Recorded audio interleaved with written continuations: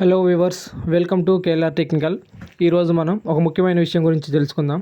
అదేంటంటే, ముందుగా మీరు గూగుల్ క్రోమ్ ఓపెన్ చేసి అందులో టీఎస్ ట్రాన్స్పోర్ట్ అని టైప్ చేసి ఎంటర్ చేయగానే ఇలా ఓపెన్ అవుతుంది. ట్రాన్స్పోర్ట్ డిపార్ట్మెంట్ ఆఫ్ తెలంగాణ అని కనబడుతుంది. దాన్ని క్లిక్ చేయగానే ఇలా మనకి కొన్ని ఆప్షన్లు కనబడతాయి.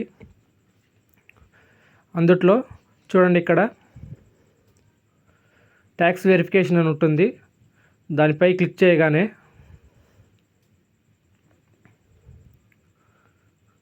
ఇక్కడ కొంచెం నెట్ స్లో ఉండటం వల్ల ఇలా స్లోగా ఓపెన్ అవుతుంది.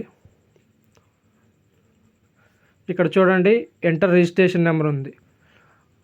అక్కడ మన వెహికల్ యొక్క రిజిస్ట్రేషన్ నెంబర్ ఎంటర్ చేయాలి.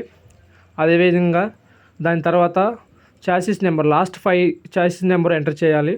ఆ తర్వాత క్యాప్చా కూడా ఎంటర్ చేసి గెట్ డీటెయిల్స్పై క్లిక్ చేస్తే మనకు కావాల్సిన మన యొక్క వెహికల్ యొక్క పూర్తి సమాచారం ఇక్కడే కనబడుతుంది. అదేంటో చూడండి. ఇప్పుడు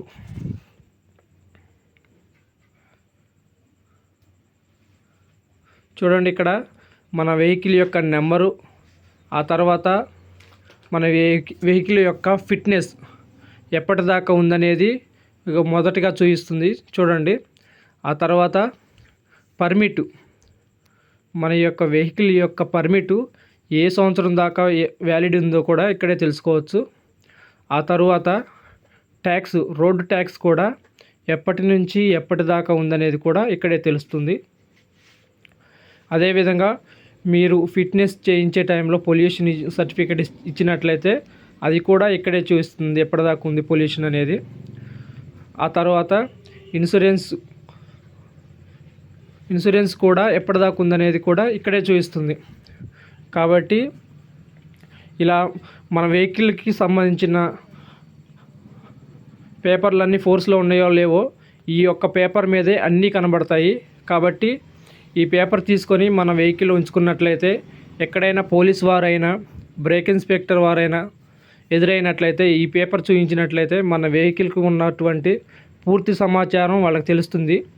కాబట్టి మీరు మీ దగ్గరలో ఉన్నటువంటి నెట్ సెంటర్ కానీ, సిఎస్సి సెంటర్ కానీ, మీ సేవలో కానీ ఈ యొక్క పేపర్ని ప్రింట్ తీయించుకొని పెట్టుకుని ఉంటే మీకు ఎప్పుడైనా ఉపయోగపడుతుంది. కాబట్టి ప్రతి ఒక్కరూ కూడా ఈ పేపర్ని తీసుకొని మీ వెహికల్లో పెట్టుకోండి. ఇక్కడే ప్రింట్ తీసుకోవాలంటే రైట్ క్లిక్ ఇచ్చి ప్రింట్ ఆప్షన్పై క్లిక్ చేసినట్లయితే ఇలా ఓపెన్ అవుతుంది. దీన్ని ప్రింట్ తీసుకొని మీ దగ్గర పెట్టుకోవచ్చు. ఈ వీడియో కనుక మీకు నచ్చినట్లయితే లైక్ చేయండి, షేర్ చేయండి, సబ్స్క్రైబ్ చేసుకోవడం మాత్రం మర్చిపోకండి.